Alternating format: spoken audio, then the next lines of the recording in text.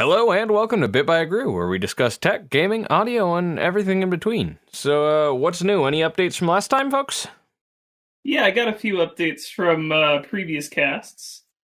First, from 2 weeks ago on the AirPods Max, some more information has come out since then, so just wanted to set the record straight on some things very quickly. Not go into a half-hour discussion on controls like last time. I had to trim some of that out. Yeah. The AirPods Max do have a 5-minute idle power off, which was not clear last time, so that is a thing, which is good. Helps with the lack of a power button. Mm-hmm. So that's definitely an improvement from what we thought. I do just have to throw in some subjective stuff here. The green color is kind of funny, not in a bad way. It's just kind of funny to me because the case color looks like army olive drab green. Apparently, the transparency mode is extremely good. I've still heard kind of differing reports on the noise cancellation. They've all been good, but whether it's a step above or slightly below or like right on par with something like Sony XM4s, that I'm not clear on. Your mileage may vary, I think would be where that goes. Fair enough. And the way the audio quality works is it uses onboard processing to enhance the quality of Bluetooth audio. So it's definitely not something you'd want to use as some sort of audio engineer, or if you really want the pure true audio, because it is modifying the sound essentially, because Bluetooth is reducing the quality and it's using processing onboard the headphones to re-enhance it. Apparently it sounds pretty good for a lot of genres. Some it's a little more obvious that it's fake.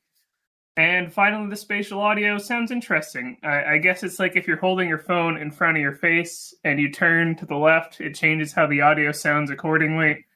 That sounds a little gimmicky to me, to be completely honest, but I'm sure there are some situations where that would actually be very much not gimmicky and very useful. And it's definitely cool technology nonetheless. Moving along. Cyberpunk came out. All you net runners out there, hell yeah. It's about the only update. I think we discussed that 2 weeks ago, didn't we? It was kind of the elephant in the room. Oh yeah, with the dumpster fire that it was. Yeah. Still a dumpster fire. Well, they pulled it off the Sony store. Like That's I right. don't know if that happened by the time we got done talking about it. Then the shareholders are trying to sue CD Projekt Red. The employees are like literally flipping out at CD Projekt And I Red. think like how refunds are available on the Microsoft Store as well. all the systems and PCs are allowing for, and their respective platforms where you get it from are offering refunds, full refunds for it. So that's a plus. Yep, that's definitely good for people on it. Another gaming update from previous casts. We discussed the Battlefield 3 reality mod, I think 2 or 3 episodes ago. Unfortunately, it got delayed. I mean, good they're not doing what Cyberpunk did and releasing too soon, or what Black Ops Cold War did. And releasing it all. But yeah, true. But it is delayed. The Venice Unleashed modding platform for Battlefield 3 that it is based on did release in December, so that is live. That gives you, even if you're not a modder, it just gives you a new set of servers and more customization for server runners to run Battlefield 3 servers. It doesn't sound like there are a ton of people using it, understandably, because there's not a ton to it beyond the base game currently, and it is a almost 10-year-old game. Mm-hmm. So that is released, though. It's certainly a cool project, and hopefully the reality mod will get out, and that will get some players in the coming months. Nice. So we got some news on computing. Did Google have a meltdown? Did they go down? Yes, they went down for about an hour. 50 minutes apparently was how long this glitch took place. Billions and billions of users not able to log in. And the technical details basically goes like this, quoting Google, as a result, the quota for the account database was reduced, which prevented the Paxos leader from writing shortly after the majority of read operations became out of date, which resulted in errors on authentication lookups. So basically, like, you know, your tokens, for your login tokens and things of that nature, and your regular logins, credentials, the server on the other end would get a 0 back, but like no answer apparently from the system, and then it wouldn't authenticate you. So plain and simple how that worked. An automated storage quota management system bugged out. So it reduced the capacity of the identity management system. And yeah, that's pretty much about it. You can take a look at the super technical details. The Google Cloud Infrastructure Components Incident 2013. About a third of the internet was down. And then, of course, this is bringing up plenty of questions from politicians and other interest groups. Is Google too big? I would probably say just a little bit. That's my personal opinion. The read operations are becoming outdated. Kind of reminds me of what happened when we had Hermes crash on our server from whatever that caused, and we restored from the snapshot from 4 or 5 days before, and clocks were outdated, so everything just crapped itself because it was like it's this time. It's like TeamSpeak and stuff a lot because you needed to have it within a certain amount of time to connect. And it was just like, no, you don't get to connect. I was like, I'm broken, on fire. Yeah, that was interesting. Oops, sorry. TeamSpeak actually has all sorts of interesting cryptographic stuff built into it. It actually lets you authenticate stuff, which is in vast difference to most other voice chat platforms and software where they don't really care about any of that, and they just sort of let you talk. Yeah, we record all of our podcasts actually through TeamSpeak because it has fantastic audio quality, is auto leveling, and it's encrypted locally, which is kind of nice. Not that we really need the encryption, but TeamSpeak is a good audio program, honestly. We have the bitrate cranked up to ridiculous rates. All right, talking about things with bit rates and encryption, how about a new processor coming out from ARM? Are they going to kill the competition? They got a Ultra Q8033. This thing has 80 cores on one chiplet. That's crazy. It runs at 3.3 gigahertz. Its TDP is 250, which is a good bit lower than some of the higher end options for server processors. We can do 4 terabytes per socket. The memory bus can handle that, so that's good.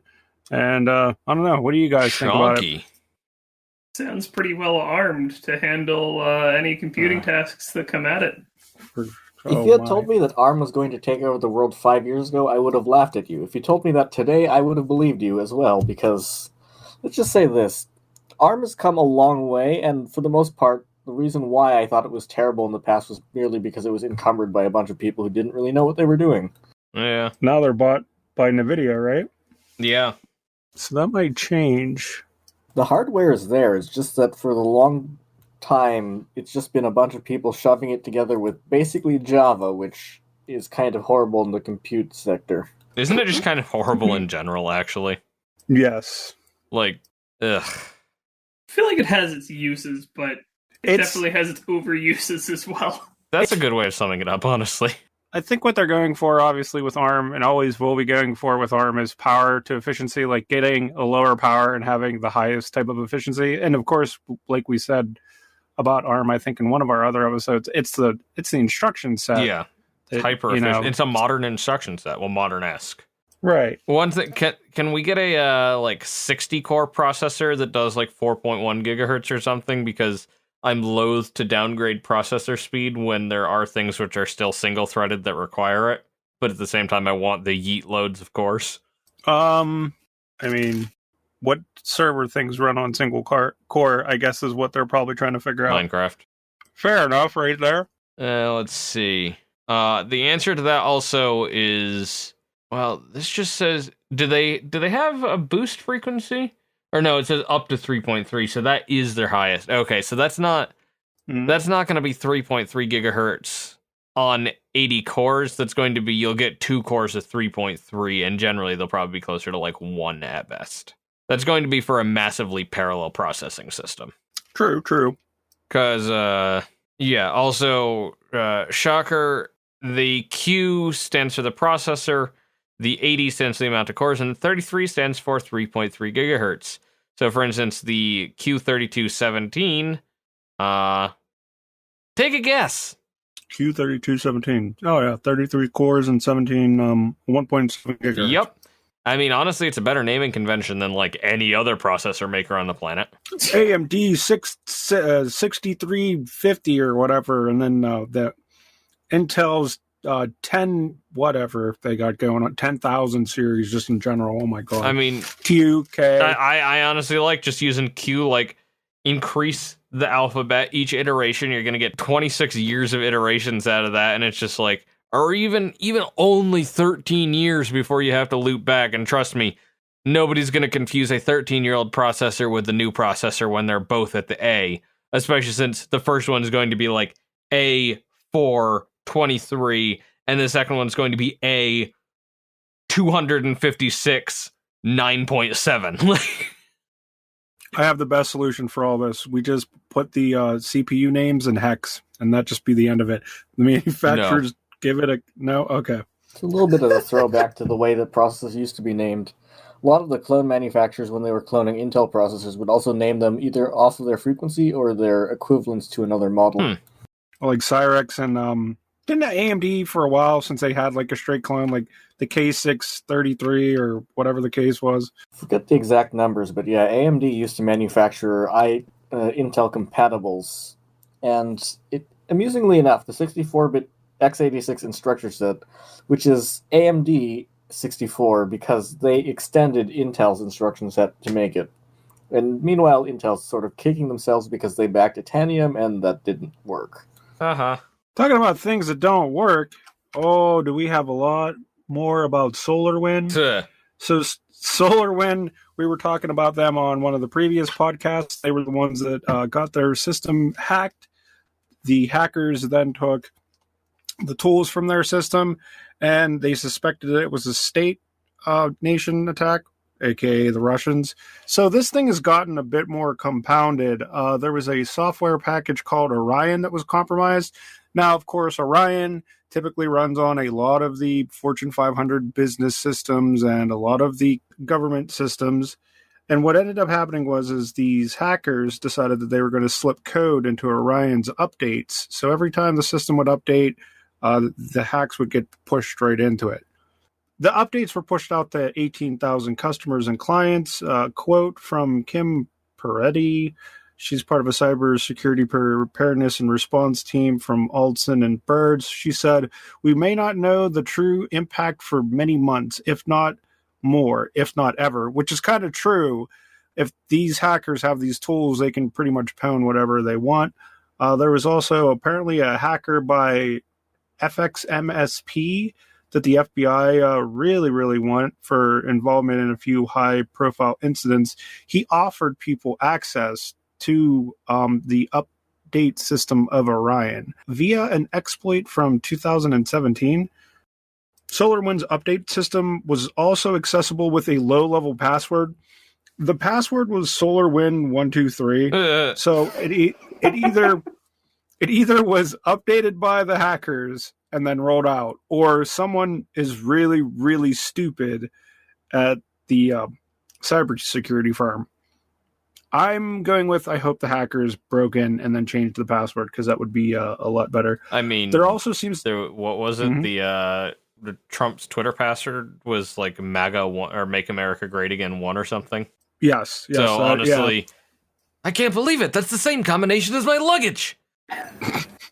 It also seems another way that this whole entire system may have been exploited was one of the developers was hosting code for various parts of Orion on GitHub, and they had broken into GitHub at some point. Or it might have been a public fork that you could pull, which that makes sense that he would put it up there for securing the FTP. That's the section where the code mainly was at. Hard-coded credentials, no bueno.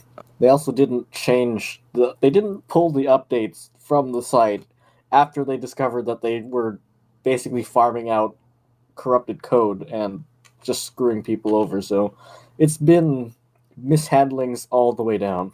Ugh. But kind of talking about remote executables and authentication scripts. Well, yeah, this does fit right in. Alrighty, so something that is a little bit weird and kind of already exists, but executable images.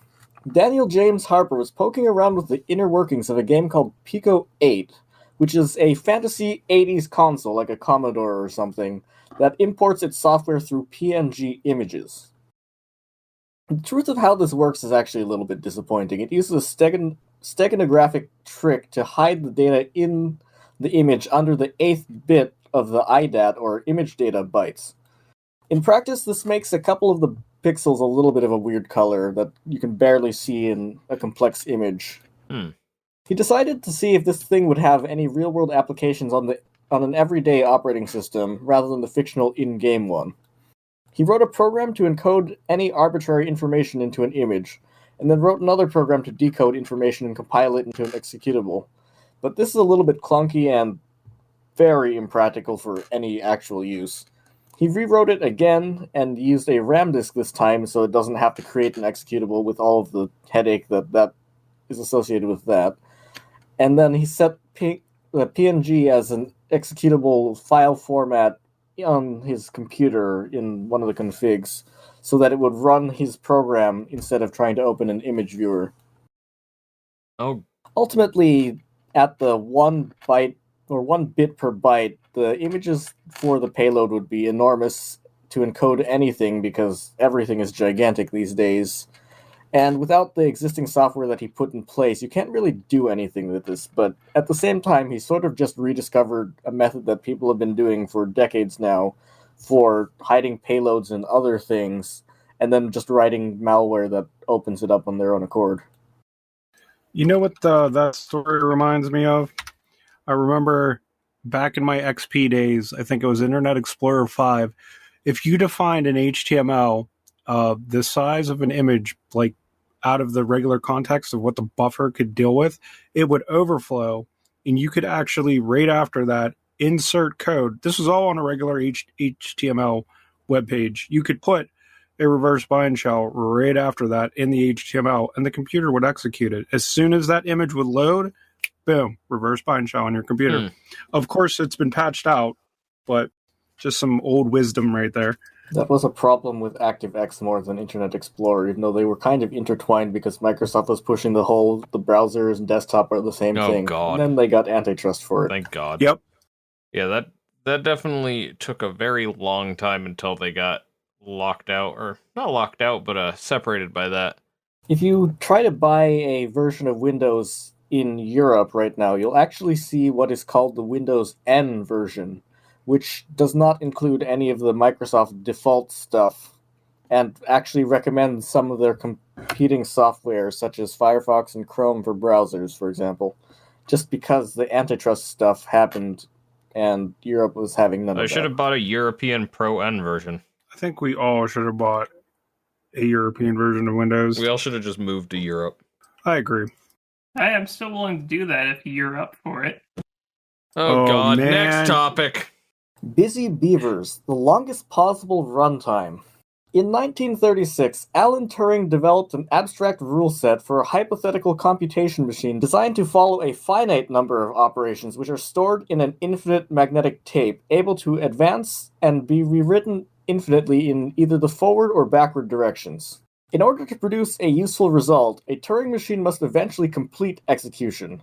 But this also posed another problem, the halting problem, where you can't actually decide or determine if execution will ever end from the perspective of the program at the time of execution. Hungarian mathematician Tibor Radó developed a mental exercise called the Busy Beaver to explain how Turing machines work, but in the process also asked what the maximum runtime of any given program would look like. The game works as follows. Given an n-state Turing machine, where n is the number of operations the Turing machine is capable of executing, which can output either 0 or 1, what is the maximum number of 1s that the machine can print before it stops?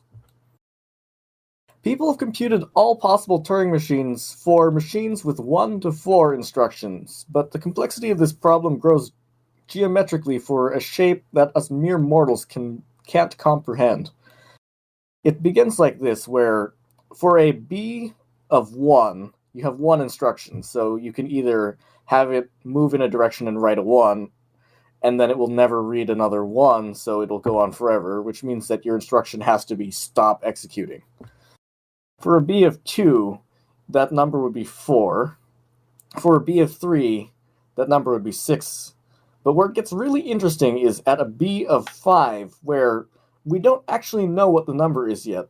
The highest number that we have made for a number of executions or cycles that can be computed before it stops is 4,098. And we know that this isn't the most efficient, but we can't prove what else is more efficient until we make that more efficient machine. For the B value of 6, we don't actually know the number. It's somewhere around 4.6 times 10 to the 1,439th power, or something to that effect, but we haven't actually built a machine that can do that yet. A conjecture can only be disproven if it is shown to be false, so the processes of determining busy beavers is dependent on finding the Turing machine which produces that output. On a purely theoretical level, if we were to develop a Turing machine which could compute something, like the Goldbach conjecture, which states that all even integers greater than 2 are the sum of 2 prime numbers, then the Turing machine would have to perform this calculation for every integer from 4 until it hits a case which disproves the rule. Prime numbers are notoriously difficult to compute, which is why we use that property for encryption of stuff right now with our conventional computers, which cannot easily determine the answer to this. But with quantum computing or something similar, we would run into a different case where we could compute these more easily. But right now, we can't, so things are secure. This incredibly menial machine represents the maximum effort required to disprove the conjecture by computing the busy beaver number for this. An anonymous coder by the username of CodeGolfAddict published a Turing machine with 27 operations which proves the Goldbach or computes the Goldbach conjecture. If we had a magical quantum computer oracle or something through which we could determine the busy beaver number of this machine that he wrote, then we could figure out how many steps ahead we'd have to turn it, and by proxy know every combination of instructions it tried, and know if the conjecture was true or not. Because if a machine was actually still computing past the busy beaver number, then it would be false. This basically means that we can benchmark how hard a problem is, but we can't solve how hard a problem is until we solve the problem. Which sounds kind of like nothing. Sounds like quantum mechanics. Everything boils down to quantum mechanics. Yep. I'm on a roll today, but you know who else has been on a roll lately? Electronic Arts, of all companies. Specifically with Star Wars Squadrons, which I wanted to take some time on this episode to really just kind of fawn over, because it's honestly a super cool project. I'm really glad they made it, and thus far they've honestly been making a really compelling product with it without all the normal nonsense like battle packs and loot box crap that they were putting in their games a lot lately. And the funny thing with that is, going into the release of Squadrons, it came out at the start of October, if I remember correctly. They had no intent of adding more content to the game. They just wanted to release it, be like, here's your game that has no BS in it, and to not risk putting BS in it, we're not going to really do much with it except maybe a few new maps. But the response to this game has, I guess, been so positive that they actually just a couple weeks ago, with Update 4, added 2 new starfighters into it. From launch, it had 4 for each faction. I'm going to try and remember what they were. For the Empire, it was TIE Fighter, TIE Interceptor, TIE Bomber, and TIE Reaper, which was this weird support ship thing. For the Rebels, it was the X-Wing, A-Wing, Y-Wing, and U-Wing. The U-Wing is that kind of support troop carrier thing that was in Rogue One, the movie. But now, as of a couple weeks ago, we have the B-Wing and the TIE Defender, which happen to be my 2 favorite ships from Star Wars. 2 favorite fighter sort of craft, at least. The B-Wings but are dope. Overall, the TIE Fighter, right? The TIE Defender's the one that's like got 3 sets of like the solar panel wing things sticking out on But yeah, look it up. It's like cool ship. It's got each one's like it's triangular shaped wings, kind of, right? Yeah, it's like a TIE Interceptor where they flipped the wings so they're facing outwards instead of inwards. And then they put them, they had 3 sets of them instead of just one set on each side. So it's like triangular. It's a cool looking ship. And the B-Wing is the one with the rotating cockpit, which they did model in the game. And is just a real cool ship as well. TIE Defender is a very bizarre looking ship. It is very bizarre looking. Ships in Star Wars canon. Yeah, true. Yeah, I mean, what like the first ship you see? Well, the first ship you see is the Corellian Corvette, but the first big ship you see is a giant triangle. So, but they look cool. I mean, honestly, though, giant triangle is not actually a terrible design for a ship in generally. Actually, for something like that.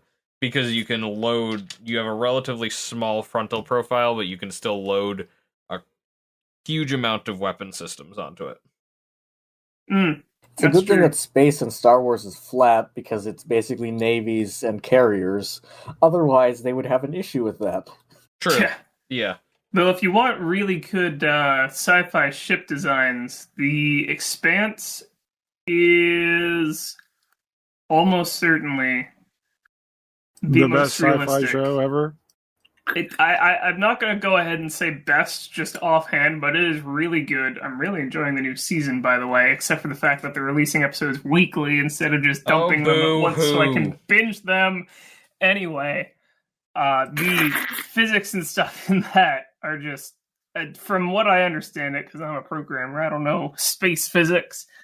The Expanse has the most realistic space physics of any sci-fi. Space physics can be summed up as speedy thing go yes, unless more energy is made so that speedy thing go no. Yeah, fair enough. But also, like with gravity, artificial gravity in The Expanse, they generate it by either having a spinny thing for centrifugal force, or they have gravity by accelerating the ship or decelerating the ship backwards. And ships are built like skyscrapers. It's cool stuff. It's a good show because you don't have to nerd out on all the sci-fi stuff to enjoy it. It actually has like pretty, like, the plot is not revolving just around sci-fi stuff. So it's accessible to more people than just sci-fi people. But if you're a nerd like us, there's lots of cool sci-fi stuff in there too. Anyway, that's tangential. Star Wars Squadrons is a cool game. Credit to EA, and DICE, I think, is developing it. No, maybe it isn't DICE, but I know it's using the Frostbite engine. I can check this real quickly. Star Wars Squadrons Motive Studios. But again, using Frostbite, which was made by DICE. So there you go. Credit to them for building this game and changing their mind and continuing to add content to it, and hopefully they'll keep doing that. I don't expect a ton because it's already, I think, only a $40 game instead of a $60 game. And thus far, the content's been free and there's not really any sort of microtransaction system in it whatsoever. But I appreciate the game as it is, and whatever else they add to it, credit to them for putting that out there. And on to a game that I don't credit anyone for putting it out there, and I would have credited them for not. In fact, please remove it from the world entirely. Yeah, but you can leave the zombies part in. And if that didn't give it away, yes, I'm talking about Call of Duty once again. Because the weapons from Black Ops Cold War have been ported to Warzone. Now, this is more significant than you might know if you're not super technical, because Modern Warfare 2019 / Warzone, because they're intertwined. I mean, they're all intertwined in a way, but technically speaking, Modern Warfare 2019 and Warzone are the same thing, just different modes, to put it simply, I guess. So porting the weapons from Black Ops Cold War, running on a different engine, at least different version of the engine, but we'll get into that in a second, is a little more in-depth. They've done it. I think they did a pretty good job with it overall. They really did port kind of all the features of them from Cold War into Modern Warfare. all the camos. They seem to have handled that part of it pretty well from like an interface and using them across either game perspective. A lot of other parts of the interface that they've updated since Cold War released are not good at all. But this part they handled well. They're definitely the new meta for Warzone. A lot of them are tremendously overpowered. The M14 tactical rifle, which downs people really quickly, has really good range, really low drop, really good bullet velocity, and uses assault rifle ammo with large mags and rapid fire, so you can just spam it, and if you happen to hit someone like 2, 3, 4 times, depending on where you hit them, at pretty much any range, they're done. The difference between 2 bullets and 4 bullets is a lot in most anything, actually. Yeah, but in a video game where you're just spamming left mouse or your controller trigger button. I should play Modern Warfare again. I don't think I've played that since like August or September. Yeah, it's been a while. Yeah, let me know. I wouldn't mind getting back into that and having a nice refresh from Black Ops multiplayer. So they put those in. They're definitely a new meta. The Mac 10 or 11, I forget which one is in Black Ops. I think a Mac 10 is also overpowered as a new SMG. So basically everyone runs around with M14s and Mac 10s now because they're just kind of absurd. But there are some other elements to this transition to touch on. For one thing, as discussed, Modern Warfare is on a different engine from Black Ops Cold War. And not only that, the Modern Warfare engine, I've heard differing information on whether it is truly a completely new thing built 100% from the ground up, or if it was just a drastic rewrite of the existing, they're called the IW engines that were used for Call of Duty since Call of Duty 2. IW, of course, being for Infinity Ward, who was making the only developer making Call of Duty games for Call of Duty 1 and 2, if I remember correctly. Now, either way, the Modern Warfare engine is basically a totally new thing, and in my opinion, it's a pretty impressive and pretty good engine. The Black Ops Cold War engine is the same thing with some incremental improvements that they used in Black Ops 4, Black Ops 3, and in reality, this goes all the way back to Black Ops 1, World at War, Call of Duty 4 Modern Warfare.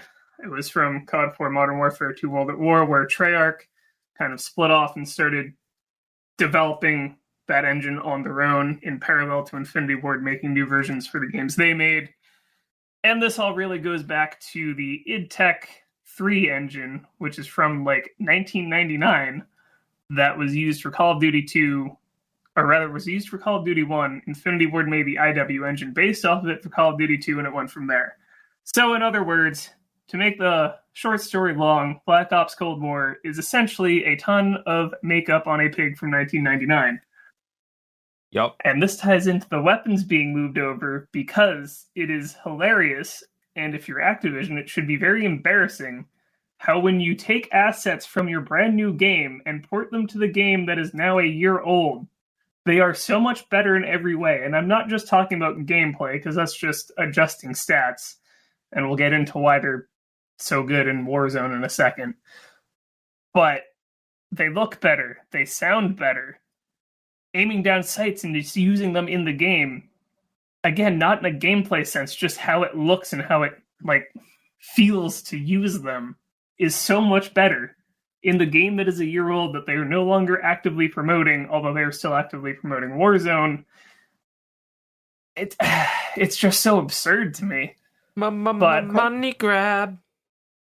Yeah, well, that's what it really comes down to, because in general, they are pushing the crap out of Cold War, because what's the easiest way to rank up these new Cold War guns to use in Warzone is playing Black Ops Cold War multiplayer. And even the menus just really push you to buy Cold War if you don't already have it. I got it for free when I got my new graphics card, and I kind of want to return this graphics card just to get rid of this game. I'm kind of curious to see how this affects the current strategy they have, where it's basically, what's the two? They have 2 or 3 studios, I can't remember. It's 3 now, Infinity Ward and Sledgehammer. And Raven. Okay. Yeah, I think Raven's just a kind of a supporting role, but I could be wrong. I think Sledgehammer will still be making their own games. I'm not sure. Do you think they're just going to continue cycling between the two and then just have a shared engine so they can share assets? Or are they going to do this funky thing that they were doing previously where like half of their stuff was on one thing and half the stuff was on the other thing, and they spent most of their time remaking everything but still managed to fart out something new every year? I think the latter based on this one. So, I mean, I'm not sure because it's possible that with this one, it's just Infinity Ward was developing the new engine for Modern Warfare and Warzone, and they didn't want to have Treyarch developing their next game that was coming out only a year later on the brand new engine that was still being developed. So they were like, all right, Treyarch, use the old engine for now and then switch to it next time. That's what I'm hoping will happen. Because again, I actually really like the new engine for Modern Warfare, but who knows? Obviously, they don't have a problem with porting the weapons from whatever game to Warzone, although as games perhaps eventually go back to using weirder settings, or even just World War II, I don't know what the future COD games will be, other than I'm sure there will be a sequel to Modern Warfare 2019, which would be easy to move into Warzone. But once they do go back into weird settings eventually, because I'm sure they will, they're going to have to change Warzone more, because right now you can kind of get away with having the Black Ops guns in the same game as the Modern Warfare guns in Warzone, because there's not a ton that's happened in weapons development between the 80s and now, let's be honest. There's differences, but they're balanceable. So Twitch last week decided that to ban derogatory use of the words virgin, simp, and something else, a couple words, whatever. And this, of course, being the internet means, I mean, seriously, what do you expect is going to happen when you tell people you can't use the word simp anymore? It's called the Streisand effect. Look it up if you don't know. The usage of simp on Twitch has skyrocketed by like a hilarious amount. Like, it's actually called the Streisand effect in this case. Yeah, no, it's like usage of these words skyrocketed. Attempting to ban something is the best way to make it more common, especially when it's language. Which is also hilarious because that like same week, some streamer thought she pressed record on her OBS software and instead pressed go live when attempting to film something for her OnlyFans account. Oh no. Bend over, spread them wide. She was upset because she was like, people pay for this. You think I wanted to show it to like 3,000 people for free? So she got banned for 3 days, but other people just get turbo yeeted for way longer than that. Whatever. But yeah, basically just a continuation of Twitch losing its mind, which is why when I'm streaming, I now, as of Thursday, am on YouTube and Facebook as well, because might as well try and get in those sites first before Twitch like straight crashes and burns and sets itself in atomic hellfire. Because when everybody bails from Twitch to YouTube and other things, it's gonna be bad. So get in there first. The question is, will Bezos let his cash cow die? It's not a cash cow. It barely pulls a profit. Speaking of letting cash cows die, or going back to letting cash cows die, once again, Activision, please let that old engine die. Yes, just make it go away. It's bad. So wait, Cold War runs on an older engine? By far older. Yes. As Coffee said, it runs on an engine that originates in 99.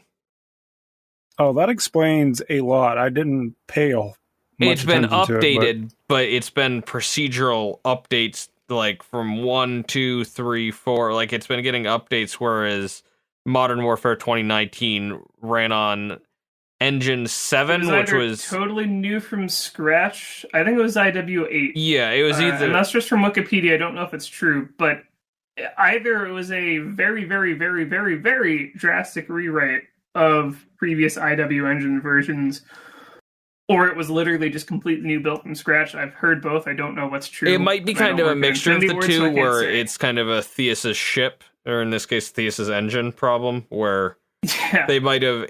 It might not be a completely new thing, but by the time they were done, they were like, well, I think I see a comment from John here from before. Like, there's probably snippets left. Like, they're probably like, oh yeah, using WASD, like movement controls or something. But yeah, I'm sure there's stuff that just you can still reuse. Yeah, exactly. From something from '99, but for like so much of it. So much of it got rewritten. To some extent, a rewrite. It was rewritten so extensively. Yeah. It is, for all intents and purposes, a completely new engine. Exactly. And kind of, speaking of new stuff, that's our new episode for this week. So, yeah. Happy New Year. Yeah, happy New Year. This will be out. When is calendar? This will be out on the 30th. On the 2030th. The 2030th. On the 30th. Nice. Yes.